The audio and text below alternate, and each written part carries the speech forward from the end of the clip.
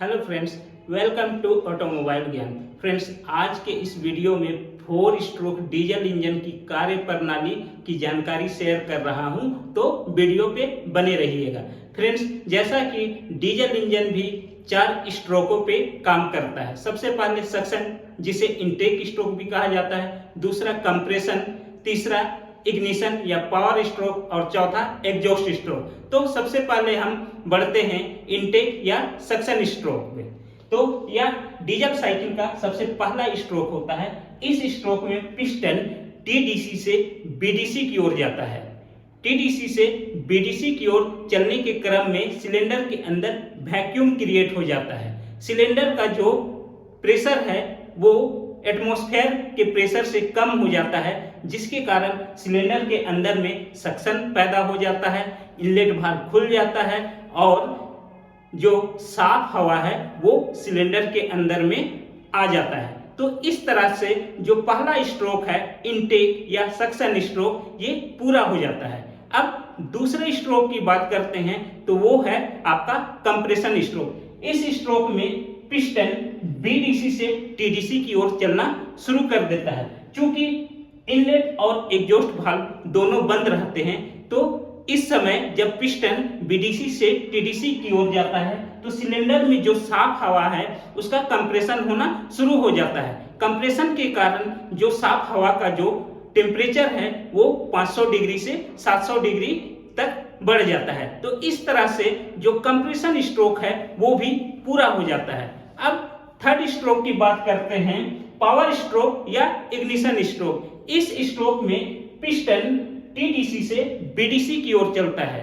जब compression stroke होता है तो उस समय पिस्टन बीडीसी से टीडीसी की ओर पहुंचने वाला होता है। तो उस समय जो सिलेंडर हेड पे लगा इंजेक्टर है वो डीजल को महीन कणों में बांटकर जो कंप्रेस हवा है उसमें स्प्रे करना शुरू कर देता है। जब डीजल स्प्रे होता है तो उस समय सिलेंडर के अंदर विस्फोट होता है, गैसें फैलने लगती है और वो पिस्टन को नीचे की ओर धकेलना चालू करता है, यानी टीडीसी से बीडीसी की ओर धकेलना शुरू कर देता है। क्योंकि इस स्ट्रोक में पावर का डेवलपमेंट होता है, तो वो जो पावर है वो piston, connecting rod, crankshaft, fly wheel, clutch, gear box से सीधे होते हुए व्हील तक चली जाती है और आपका गाड़ी चलना शुरू हो जाता है। इस स्ट्रोक में भी आपका इनलेट और एग्जॉस्ट वाल्व दोनों बंद रहते हैं। तो इस तरह से जो पावर स्ट्रोक है